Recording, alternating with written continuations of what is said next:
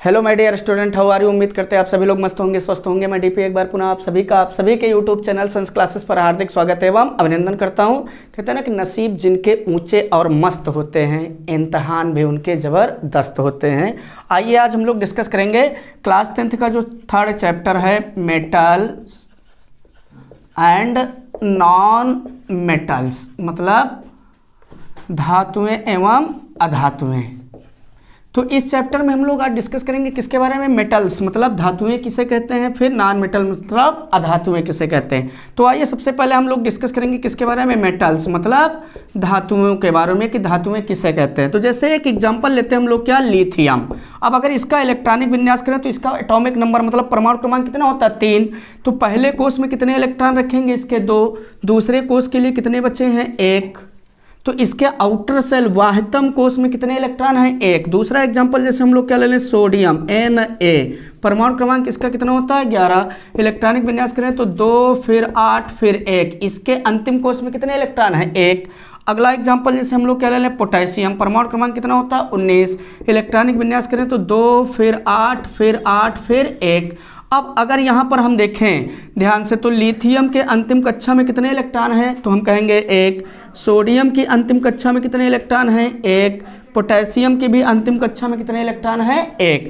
तो अगर किसी तत्व के परमाणु का हम इलेक्ट्रॉनिक विन्यास करें और उसके आउटर सेल मतलब वाहितम कोष में क्या हो, 4 से कम इलेक्ट्रॉन, 4 से क्या हो, कम इलेक्ट्रॉन हो, तो वो परमाणु क्या करता है, अपने वाहितम कोष वाले इलेक्ट्रॉनों का त्याग कर देता है। तो ऐसे में लिथियम क्या करेगा, अपने 1 इलेक्ट्रॉन का जब त्याग करेगा तो ये किस में बदल जाएगा, Li1+ में। किस में बदल जाएगा, Li1+ में। ये सोडियम भी क्या करेगा, अपने वाहितम कोष से 1 इलेक्ट्रॉन का त्याग करेगा। क्यों करेगा, क्योंकि इसके वाहितम कोष में 4 से क्या है, कम इलेक्ट्रॉन। तो जब ये सोडियम भी अपने 1 इलेक्ट्रॉन का त्याग करेगा और ये किस में बदल जाएगा, फिर Na+ में। अब सेम कंडीशन में अगर इस पोटेशियम को भी हम देखें तो इसके भी आउटर सेल वाहितम कोष में कितने इलेक्ट्रॉन हैं, 1। तो ये भी क्या करेगा, तो हम कहेंगे कि ये भी अपने 1 इलेक्ट्रॉन का त्याग करेगा। तो ऐसे में जब ये पोटेशियम 1 इलेक्ट्रॉन का त्याग करेगा तो ये किस में बदल जाएगा, Ka+ में। तो अगर इन तत्वों के परमाणुओं को हम ध्यान से देखें तो ये अपने इलेक्ट्रॉन का त्याग करने के बाद में किस में बदल रहे हैं, धना आयन में। किस में बदल रहे हैं, धना आयन में। जैसे और एक एग्जांपल ले लेते हैं हम लोग, क्या, Mg, परमाणु क्रमांक कितना होता है, 12। इसका इलेक्ट्रॉनिक विन्यास करें तो 2 फिर 8 फिर 2। इसकी अंतिम कक्षा में कितने इलेक्ट्रॉन है, तो हम कहेंगे कि इसके अंतिम कक्षा में 2 इलेक्ट्रॉन हैं। अब ऐसे में मैग्नीशियम भी क्या करेगा, जब कभी भी अभिक्रिया में भाग लेगा तो अपने कितने इलेक्ट्रॉनों का त्याग करेगा, 2 इलेक्ट्रॉनों का। क्यों, क्योंकि वाहितम कोष में 4 से क्या है, कम इलेक्ट्रॉन। और अक्रिय गैस के जैसा बनने के लिए इसको कितने इलेक्ट्रॉन करने होंगे, 8। तो बेहतर है इसके लिए कि अपने 2 इलेक्ट्रॉनों का क्या कर दे, त्याग। तो वाहितम कोष ये हो जाएगा जिसमें कितने इलेक्ट्रॉन रहेंगे, 8। तो ये मैग्नीशियम भी अक्रिय गैस के जैसा बनने के लिए ही क्या करेगा, अपने वाहितम कोष के इन दोनों इलेक्ट्रॉन का क्या कर देगा, त्याग कर देगा और किस में बदल जाएगा, Mg++ में। तो अगर इन सभी तत्वों के परमाणुओं को हम ध्यान से देखें, जैसे लिथियम ये क्या कर रहा है, अपने 1 इलेक्ट्रॉन का त्याग करने के बाद में Li1+ में बदल रहा। सोडियम ये भी 1 इलेक्ट्रॉन का त्याग करने के बाद Na1+ में बदल रहा। ये पोटेशियम 1 इलेक्ट्रॉन का त्याग करने के बाद Ka+ में बदल रहा। वैसे अगर इस मैग्नीशियम को हम देखें तो मैग्नीशियम कितने इलेक्ट्रॉन का त्याग कर रहा, अपने 2 इलेक्ट्रॉन का त्याग कर रहा और किस में बदल गया, Mg++ में। तो अगर कहा जाए कि धातु किसे कहते हैं तो इन्हीं की शक्ल को देख करके हम लोग क्या कहेंगे कि ऐसे तत्वों के परमाणु जो अपने इलेक्ट्रॉनों का क्या करते हैं, त्याग करते हैं। क्या करते हैं, त्याग करते हैं और धना आयन बनाने की प्रवृत्ति रखते हैं, उनको हम लोग क्या कहते हैं, धातुएं। क्या कहते हैं, धातुएं। फिर एक बार सुनेंगे, ऐसे परमाणु या ऐसे तत्वों के परमाणु जो अपने इलेक्ट्रॉनों का क्या करते हो, त्याग करते हो। दूसरी कंडीशन क्या है कि जब वो अपने इलेक्ट्रॉन का त्याग करेंगे तो कैसा आयन बनाएंगे, धना आयन। कैसा आयन, धना आयन। क्यों, क्योंकि जो परमाणु जितने इलेक्ट्रॉन का त्याग करेगा उतने उस पर क्या आते हैं, प्लस आवेश। जैसे लिथियम 1 इलेक्ट्रॉन का त्याग कर रहा है तो इस पर क्या होगा, 1 इकाई प्लस आवेश। सोडियम भी 1 इलेक्ट्रॉन का त्याग कर रहा है तो इस पर 1 इकाई प्लस आवेश। अगर यहाँ पर हम देखें ध्यान से तो पोटेशियम भी अपने 1 इलेक्ट्रॉन का त्याग कर रहा है और किस में कन्वर्ट हो रहा, 1 यूनिट पॉजिटिव चार्ज में। तो ऐसे में अगर हम मैग्नीशियम को देखें तो मैग्नीशियम कितने इलेक्ट्रॉन का त्याग कर रहा है, 2 का, और ये किस में बदल गया, 2 इकाई धनावेशित मैग्नीशियम आयन में। तो ऐसे तत्वों के परमाणु जो अपने इलेक्ट्रॉनों का त्याग करें और धना आयन बनाने की प्रवृत्ति रखते हों, उनको हम लोग क्या कहते हैं? धातु। क्या कहते हैं? धातु। तो धातु किसे कहते हैं? तो हम क्या बोलेंगे कि जो अपने इलेक्ट्रॉन का क्या करते हो? त्याग करते हो, और कैसे आयन में बदलने की प्रवृत्ति हो उनमें? धनावेशित आयन में बदलने की प्रवृत्ति हो उनमें, तो उनको हम लोग क्या कहेंगे? धातुएं। क्या कहेंगे? धातुएं। तो अगर हम बात कर लें कि धातुएं किसे कहते हैं, तो जो अपने इलेक्ट्रॉन का क्या करें? त्याग करें और धना आयन बनाने की प्रवृत्ति रखती हूं, उनको हम लोग क्या कहेंगे? धातुएं। क्या कहेंगे? धातुएं।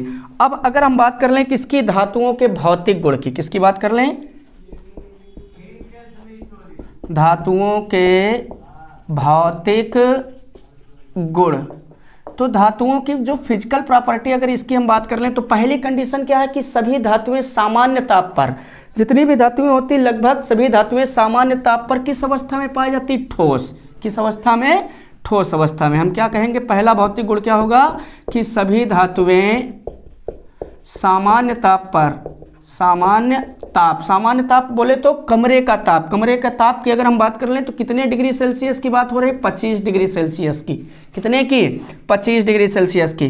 तो सभी धातुएं जो होती हैं वो सामान्य ताप पर किस अवस्था में पाई जाती? ठोस। किस अवस्था में? ठोस होती हैं। सभी धातुएं सामान्य ताप पर कैसी होती हैं? तो हम कहेंगे कि सभी धातुएं सामान्य ताप पर कैसी होती हैं? ठोस होती है। अब कुछ एक्सेप्शन में है, जैसे हम किसकी बात कर लें? पारा।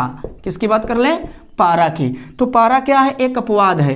क्यों? क्योंकि ये एक ऐसी धातु है जो सामान्य ताप पर किस रूप में पाई जाती है? द्रव रूप में। किस रूप में? द्रव रूप में। और भी कुछ ऐसी धातुएं, जैसे हम बात कर लें किसकी? सीजियम की। किसकी बात कर लें? सीजियम की। या फिर किसकी बात कर लें? गैलियम की। या फिर किसकी बात कर लें हम लोग? फ्रांसियम की। फ्रांसियम बोले तो Fr की बात कर लें। तो ये जो धातुएं होती हैं ये भी किस अवस्था में पाई जाती है? द्रव अवस्था में। बस अंतर क्या होता है कि 25 डिग्री सेल्सियस ताप पर नहीं, कुछ बढ़ करके, जैसे हम गैलियम की बात कर लें तो गैलियम लगभग 30 डिग्री सेल्सियस ताप पर क्या होती है? पिघलने लगती है। क्या होती है? पिघलने लगती है। तो जो पहला धातुओं का भौतिक गुण होगा वो क्या होगा कि सभी धातुएं सामान्य ताप पर किस अवस्था में पाई जाती है? ठोस रूप में पाई जाती हैं। किसको छोड़ करके? तो हम बोलेंगे कि पारा को छोड़ करके। क्यों? क्योंकि पारा किस अवस्था में पाया जाता है? सामान्य ताप पर, द्रव अवस्था में। या कुछ अन्य धातुएं जैसे सीजियम ले लें, गैलियम ले लें या फ्रांसियम ले लें, तो इनकी अवस्था कौन सी होती है? द्रव। कौन सी होती है? द्रव। बाकी जैसे हम बात कर लें किसकी? लोहे की बात कर लें, या फिर Au मतलब सोने की बात कर लें, या फिर किसकी बात कर लें? Ag की, या फिर किसकी बात कर लें? कॉपर की, या फिर जिंक की। तो ये जितनी भी धातुएं होती हैं ये सब की सब सामान्य ताप पर किस अवस्था में पाई जाएंगी? ठोस। किस अवस्था में? ठोस अवस्था में। किसको छोड़ करके? पारा हो गया, सीजियम हो गया, गैलियम हो गया, फ्रांसियम हो गया। इन धातुओं को अगर हम छोड़ दें तो बाकी सभी धातुएं लगभग किस अवस्था में पाई जाती है? ठोस अवस्था में ही पाई जाती है। तो अधिकतर बोर्ड एग्जाम वाला क्वेश्चन पूछता है क्या कि निम्न में कौन सी ऐसी धातु है जो सामान्य ताप पर द्रव रूप में पाई जाती है? तो वहां पर जैसे 4 ऑप्शन दे दिया जाए, एक आपको क्या दे दिया जाए? Fe, दूसरा क्या दे दिया जाए? Au, तीसरा क्या दे दिया जाए? Ag, और चौथा आपको क्या दे दिया जाए? Hg। क्या दे दिया जाए? Hg। मतलब एक ऑप्शन में आपको क्या दिया गया? मतलब Fe मतलब लोहा। दूसरे ऑप्शन में आपको क्या दिया गया? Au का मतलब सोना। तीसरे ऑप्शन में आपको क्या दे दिया गया? Ag का मतलब चांदी। और फोर्थ ऑप्शन में आपको क्या दे दिया गया? Hg का मतलब पारा। क्या दिया गया? पारा। तो कौन सी इनमें ऐसी धातु है जो सामान्य ताप पर द्रव रूप में पाई जाएगी? तो हम कहेंगे कि पारा। कौन सी धातु? पारा।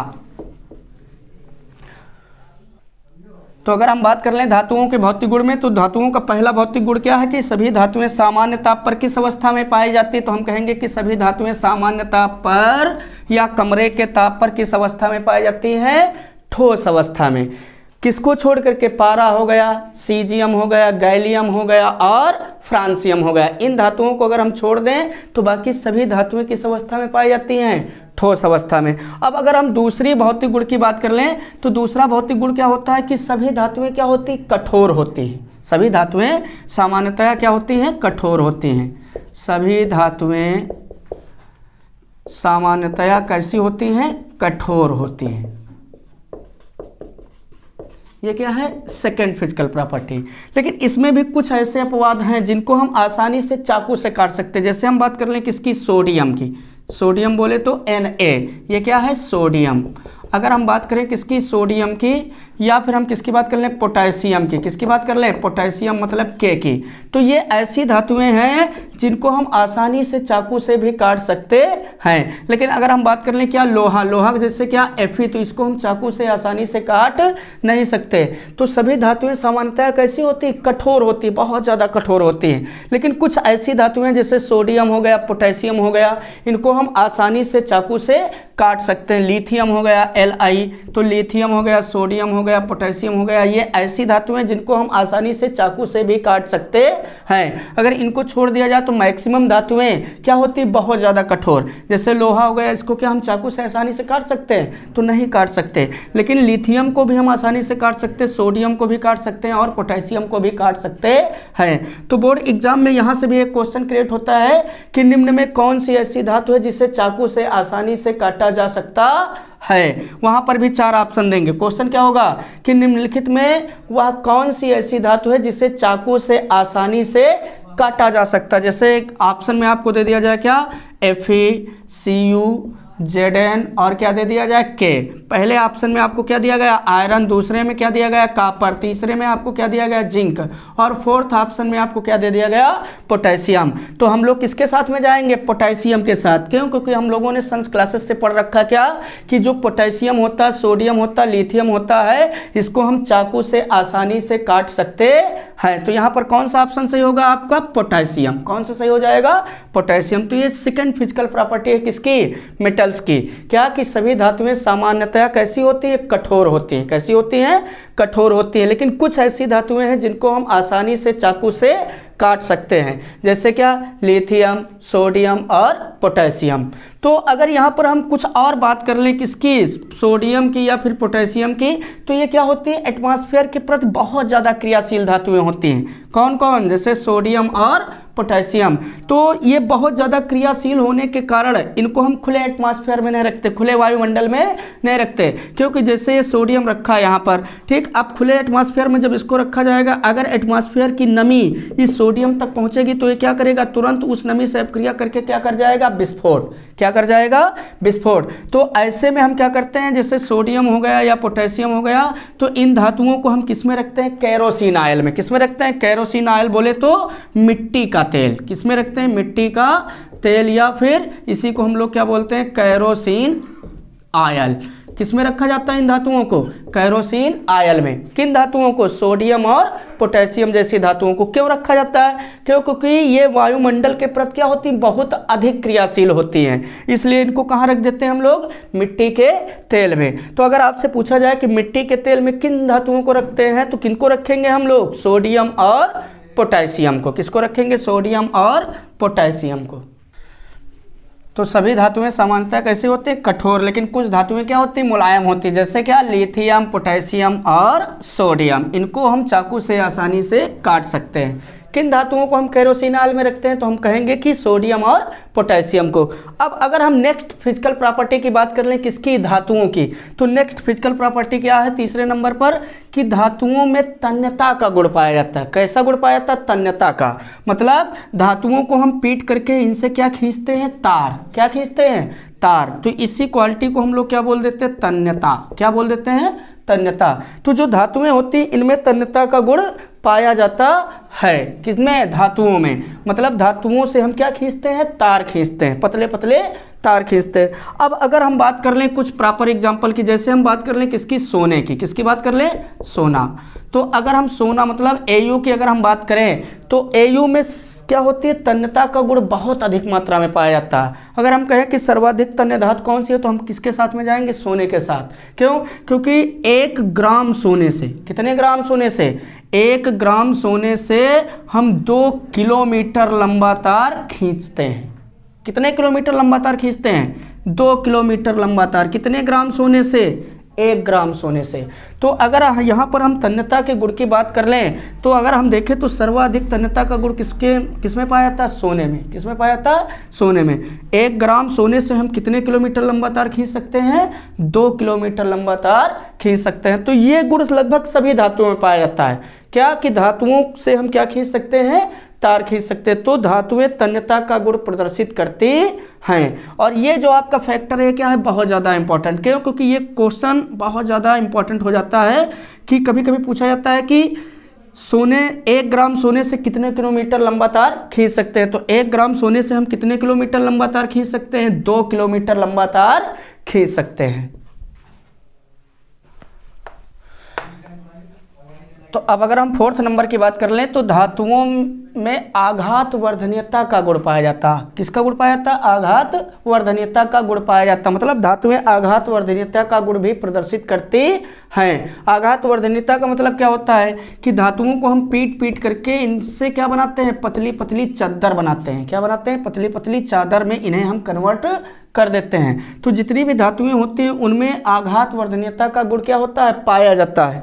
अगर हम कुछ एग्जांपल ले लें, जैसे हम किसकी बात कर लें? चांदी और सोना की, तो ये क्या होती है? सर्वाधिक मतलब सबसे ज़्यादा आघात वर्धनीयता का गुण प्रदर्शित करने वाली धातुएं होती हैं। कौन कौन? चांदी और सोना। मतलब इनको हम पीट पीट करके क्या बना सकते हैं? पतली चादर के रूप में इनको हम कन्वर्ट कर सकते हैं। तो जो पतली पतली चादर हम बनाते हैं, इसी गुण को हम लोग क्या बोल देते हैं? आघात वर्धनीयता। क्या बोल देते हैं? आघात वर्धनीयता। तो जो धातुएं होती हैं इनका ये मुख्य गुण होता है क्या कि इनमें आघात वर्धनीयता का गुण प्रदर्शित करती हैं। और अगर सर्वाधिक आघात वर्धनीयता के गुण प्रदर्शित करने वाली धातुओं की हम बात कर लें तो उनमें कौन आएगा? चांदी और सोना। चांदी और सोना। अब अगर नेक्स्ट फिजिकल प्रॉपर्टी की हम बात कर लें 5th नंबर पर, तो सभी धातुएं ऊष्मा व विद्युत की क्या होती हैं? सुचालक होती हैं। कि क्या होती हैं? सुचालक होती हैं।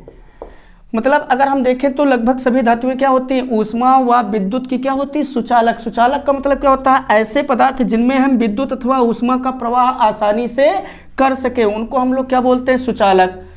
किसे कहते हैं? सुचालक। तो हम कहेंगे क्या कि ऐसे पदार्थ जिनमें हम ऊष्मा व विद्युत का प्रवाह आसानी से कर सके, उनको हम लोग क्या कहते हैं? सुचालक। जैसे एग्जांपल के तौर पर हम क्या ले लें? लोहे के एक राड। क्या ले लें? लोहे की एक राड। उसके एक सिरे को हम लोग क्या करें? गर्म करें, तो कुछ देर बाद हम महसूस करते हैं कि दूसरा सिरा भी क्या होता है? अपने आप गर्म हो जाता है। इसका मतलब इसमें ऊष्मा का प्रवाह होता है। अगर एक सिरे को हम करंट में प्रवाहित करें तो दूसरे सिरे तक भी करंट पहुंचती है। इसका मतलब ये विद्युत का भी क्या है? सुचालक। तो जितनी भी धातुएं होती हैं लगभग सभी धातुएं क्या होती हैं? ऊष्मा व विद्युत की सुचालक होती हैं। कुछ ऐसे हैं जो एक्सेप्शन के तौर पर आते हैं। जैसे हम बात कर लें किसकी?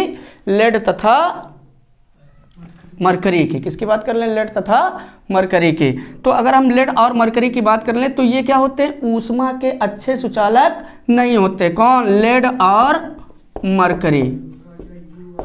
ये जो लेड और मरकरी होते हैं इनमें हम ऊष्मा का प्रवाह आसानी से नहीं कर सकते। मतलब ये ऊष्मा के अच्छे सुचालक नहीं होते। बाकी जितनी भी धातुएं, जैसे हम लोहा ले लें, ये ऊष्मा का क्या होगा? अच्छा सुचालक होगा। क्या होगा? अच्छा सुचालक होगा। जैसे हम बात कर लें किसकी? चांदी Ag की, या फिर बात कर लें किसकी? कापर की, या फिर किसकी बात कर लें? एल्यूमिनियम की। तो ये क्या होती है? ऊष्मा तथा विद्युत की अच्छी सुचालक होती है। अगर हम सबसे अच्छी सुचालक की धातु की बात कर लें तो ऊष्मा तथा विद्युत की सबसे अच्छी सुचालक धातु कौन सी होती है? चांदी। कौन सी होती है? चांदी। चांदी क्या होती है? विद्युत तथा ऊष्मा की सबसे अच्छी सुचालक धातु होती है। पहले नंबर पर क्या आ जाएगा हमारा? चांदी। दूसरे नंबर पर अगर हम बात कर लें तो क्या आ जाएगा? कापर। क्या आ जाएगा? कापर। तो ये जो धातुएं हैं ये हमारी क्या होती हैं? विद्युत तथा ऊष्मा की अच्छी सुचालक होती हैं। जबकि लेड और मरकरी ये ऐसी धातुएं हैं जो ऊष्मा की अच्छी सुचालक नहीं होती। किसकी? ऊष्मा की अच्छी सुचालक नहीं होती। तो सभी धातुएं क्या होती हैं? ऊष्मा व विद्युत की क्या होती हैं? सुचालक होती है। अगर सबसे अच्छी सुचालक धातु की हम बात कर लें तो क्या हो जाएगी? चांदी। क्या होगी? चांदी। और लेड और मरकरी ऐसी धातुएं हैं जो ऊष्मा की अच्छी सुचालक नहीं होती। अब अगर नेक्स्ट हम फिजिकल प्रॉपर्टी की बात कर लें तो धातुओं में क्या होती है? एक विशेष प्रकार की चमक पाई जाती है। धातुओं में क्या होती है? एक विशेष प्रकार की चमक पाई जाती है जिसको हम लोग क्या बोलते हैं? धात्विक चमक। क्या बोल देते हैं? धात्विक चमक। जैसे अगर हम स्पेशली धातु कौन सी ले लें? चांदी। तो चांदी की चमक क्या होगी? अलग सोने की चमक क्या होगी, अलग। तो ऐसे जितनी भी धातुएं होती हैं उनमें एक विशेष प्रकार की क्या पाई जाती है, चमक, जिसको हम लोग क्या बोलते हैं, धात्विक चमक। क्या बोलते हैं, धात्विक चमक। अब अगर नेक्स्ट फिजिकल प्रॉपर्टी की हम बात कर लें तो धातुओं का घनत्व जो होता है क्या होता है, बहुत अधिक होता है। धातुओं का घनत्व क्या होता है, बहुत अधिक होता है। मतलब धातुएं कैसी होती हैं, भारी होती हैं। अगर हम सर्वाधिक घनत्व वाली धातु की बात कर लें या ऐसी धातु की बात कर लें जिसका घनत्व क्या होता है, सबसे अधिक होता है, तो वो क्या होगा, ऑस्मियम। क्या होगा, ऑस्मियम। ऑस्मियम एक ऐसी धातु है जो सबसे भारी धातु कहलाती है। क्या कहलाती है, सबसे भारी धातु। तो अगर क्वेश्चन कभी कभी पूछा जाता है क्या कि सबसे भारी धातु कौन सी है, तो सबसे भारी धातु कौन सी होगी, ऑस्मियम। क्यों, क्योंकि इसका घनत्व क्या होता है, सबसे अधिक होता है। क्या होता है, सबसे अधिक होता है। तो ये थे क्या, धातुओं के भौतिक गुण। तो धातुओं की अगर हम पहले बात कर लें, धातु किसे कहते हैं, तो जो अपने इलेक्ट्रॉनों का क्या करते हैं, त्याग और धनायन बनाने की प्रवृत्ति रखते हैं, उनको हम लोग क्या कहते हैं, धातु। धातुओं के अगर हम भौतिक गुण की बात कर लें तो सभी धातुएं सामान्य ताप पर किस अवस्था में पाई जाती है, तो हम कहेंगे कि ठोस अवस्था में पाई जाती है। किसको छोड़ करके, पारा हो गया, सीजियम हो गया, गैलियम हो गया, फ्रांसियम हो गया, इन धातुओं को छोड़ करके। ठीक, अगर हम नेक्स्ट प्रॉपर्टी की बात कर लें तो धातुओं में एक विशेष प्रकार की चमक होती है जिसको हम लोग क्या बोलते हैं, धात्विक चमक। मतलब हर एक धातु की चमक लगभग क्या होती है, अलग होती है। लगभग उनमें एक विशेष प्रकार की चमक पाई जाती है। जैसे सोने की चमक अलग होगी, चांदी की चमक क्या होती है, अलग होती है। धातुएं विद्युत एवं ऊष्मा की क्या होती हैं, अच्छी सुचालक होती हैं। क्या होती हैं, विद्युत एवं ऊष्मा की सुचालक होती है। अगर सबसे अधिक सुचालक वाली धातु की हम बात कर लें तो क्या आएगा, चांदी। क्या आएगा, चांदी। और अगर हम किसकी बात कर लें, लेड और पारा की, लेड और पारा या मरकरी की, तो ये क्या होती है, ऊष्मा की अच्छी सुचालक नहीं होती। अगर हम बात कर लें नेक्स्ट इसकी फिजिकल प्रॉपर्टी की, तो धातुओं में क्या होता है, तन्यता का गुण पाया जाता है। और ये पूछा जाता है कि सर्वाधिक तन्य धातु कौन सी होती है, तो हम किसके साथ में जाएंगे, सोने के साथ। क्यों, क्योंकि 1 ग्राम सोने से लगभग कितने किलोमीटर, 2 किलोमीटर लंबा तार हम लोग खींचते हैं। ठीक, और क्या होती है, धातुएं कैसी होती, कठोर होती हैं। लेकिन कुछ ऐसी धातुएं होती हैं जिनको हम चाकू से भी आसानी से काट सकते हैं। जैसे क्या, लिथियम हो गया, सोडियम हो गया, पोटेशियम हो गया। तो ये कैसी धातुएं होती, मुलायम। कैसी होती हैं, मुलायम। इनको भी हम आसानी से क्या करते हैं, चाकू से काट लेते हैं। इसलिए ये कैसी धातुएं होंगी, मुलायम धातुएं। बट मैक्सिमम जो धातुएं होती है वो कैसी होती है, कठोर। उनको हम आसानी से चाकू से काट नहीं सकते।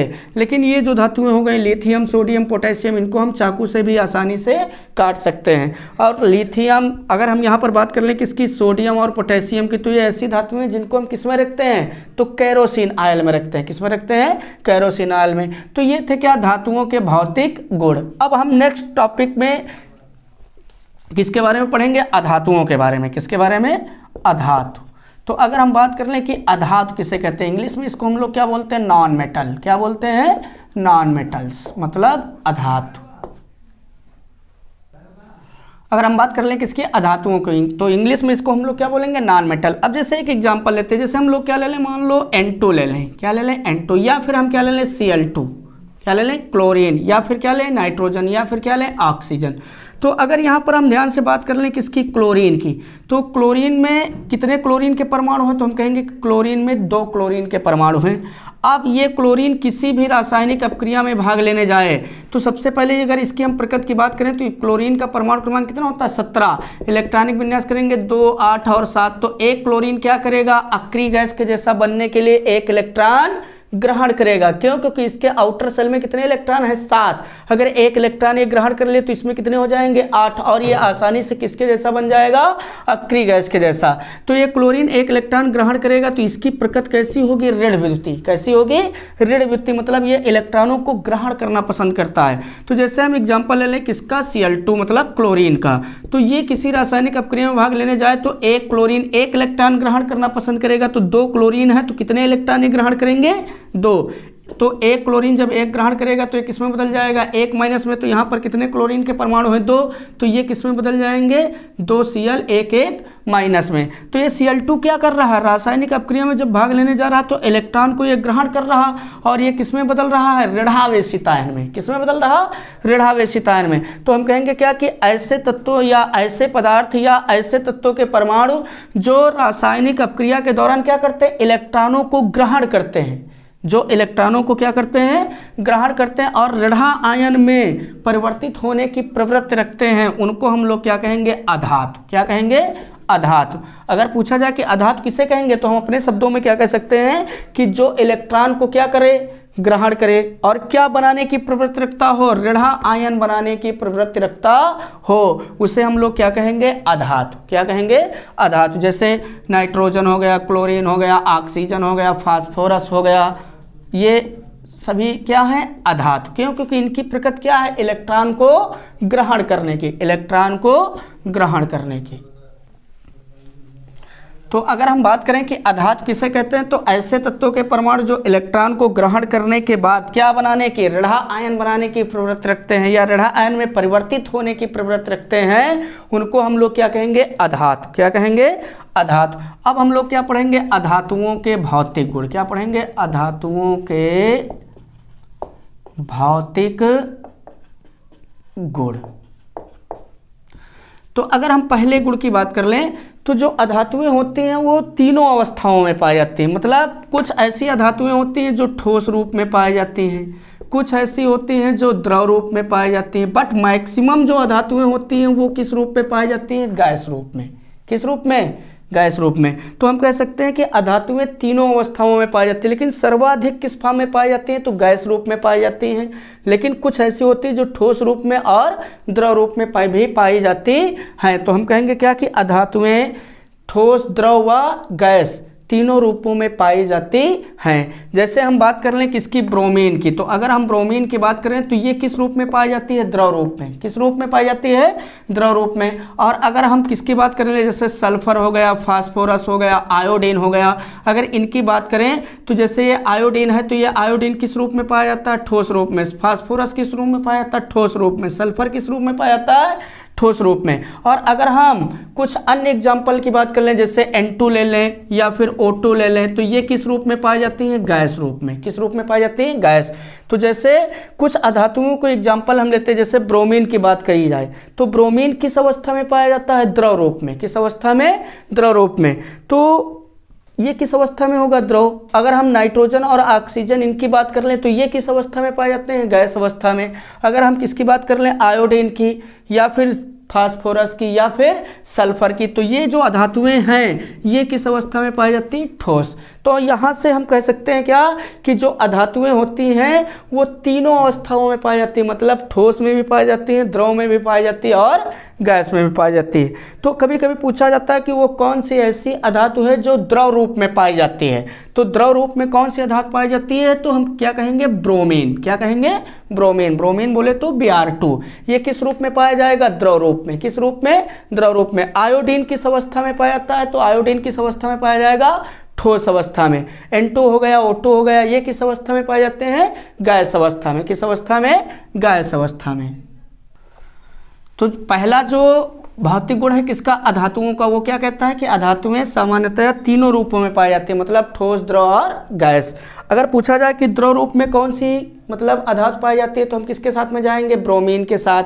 अगर पूछा जाए ठोस रूप में कौन सी अधातु पाई जाती है तो जैसे क्या, आयोडीन। अगर पूछा जाए गैस रूप में तो जैसे N2 हो गया, O2 हो गया, किस रूप में पाए जाते हैं, गैस रूप में। जैसे ऑक्सीजन किस रूप में पाया जाएगा, गैस के रूप में। ठीक। अब अगर हम नेक्स्ट प्रॉपर्टी की बात कर लें तो सभी धातुएं क्या होती हैं, चमकदार। मतलब धातुओं में एक विशेष प्रकार की चमक पाई जाती थी जिसको हम लोग क्या कहते थे, धात्विक चमक। लेकिन जो अधातुएं होती हैं ये चमकदार नहीं होती। मतलब जो ये अधातुएं हैं ये चमकदार नहीं होती हैं, ये चमकदार नहीं होती। लेकिन कुछ ऐसे एक्सेप्शन है, जैसे हम बात कर लें किसकी, ग्रेफाइट की। किसकी बात कर लें, ग्रेफाइट या फिर आयोडीन की। किसकी बात कर लें, जैसे आयोडीन या फिर ग्रेफाइट। इन अधातुओं की बात करें तो ये मतलब क्या होती हैं, चमकदार होती हैं। इनमें एक विशेष प्रकार की चमक पाई जाती है। बट जो मैक्सिमम नॉन मेटल्स होते हैं, जो अधातुएं होती हैं, वो चमकदार नहीं होती। जबकि धातुएं हमारी क्या थी, चमकदार। लेकिन अधातुएं क्या होती हैं, चमकदार नहीं होती। लेकिन आयोडीन हो गया, ग्रेफाइट हो गया, ये कैसी होती हैं, चमकदार। तो ये क्या हो जाता है, एक तरीके से अपवाद। क्यों? क्योंकि ये क्या होती हैं तो ये अधातु ही, लेकिन ये होती क्या है, चमकदार।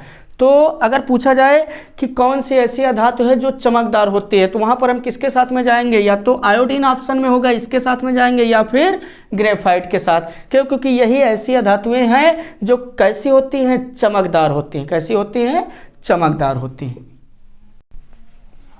अब अगर हम नेक्स्ट फिजिकल प्रॉपर्टी की बात कर लें नॉन मेटल की, तो जो अधातुएं होती हैं ये विद्युत और ऊष्मा की क्या होती है, कुचालक। ये विद्युत व ऊष्मा की क्या होती है, कुचालक। अगर हम कुचालक की बात कर लें तो कुचालक किसे कहते हैं, ऐसे पदार्थ जिनमें हम विद्युत अथवा ऊष्मा का प्रवाह नहीं कर सकते, उनको हम लोग क्या बोल देते हैं, कुचालक। क्या बोल देते हैं, कुचालक। तो जो अधातुएं होती हैं इनमें ये गुण पाया जाता है क्या, कि ये विद्युत और ऊष्मा का प्रवाह नहीं करती, मतलब इनमें हम विद्युत और ऊष्मा का प्रवाह आसानी से नहीं कर सकते। इसलिए जो अधातुएं होती हैं विद्युत और ऊष्मा की क्या होती हैं, कुचालक होते हैं। लेकिन कुछ ऐसे हैं, जैसे हम बात कर लें क्या, कार्बन के एक अपर रूप किसकी, ग्रेफाइट की। किसकी बात कर लें, ग्रेफाइट की। या फिर कार्बन के ही एक अपर रूप क्या है, हीरा। क्या है, हीरा।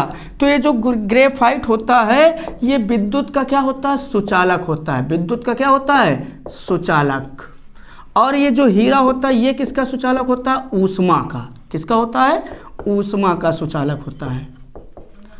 तो यहाँ से ये जो इंपॉर्टेंट पॉइंट हैं ये बहुत ज़्यादा पूछे जाते हैं कि ग्रेफाइट किसका सुचालक होता है, तो ग्रेफाइट किसका सुचालक होगा, विद्युत का। लेकिन जो ये हीरा है ये किसका सुचालक होता है, तो हीरा ऊष्मा का अच्छा सुचालक होता है। किसका, ऊष्मा का। मतलब हीरे में हम ऊष्मा का प्रवाह कर सकते हैं लेकिन विद्युत को प्रवाहित नहीं कर सकते।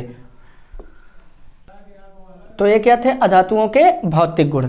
अब नेक्स्ट वीडियो में हम आपसे मिलते हैं किसके साथ, मेटल एंड नॉन मेटल में जो डिफरेंस है उसके साथ, मतलब धातु तथा अधातु में अंतर के साथ। तब तक के लिए बेस्ट ऑफ लक।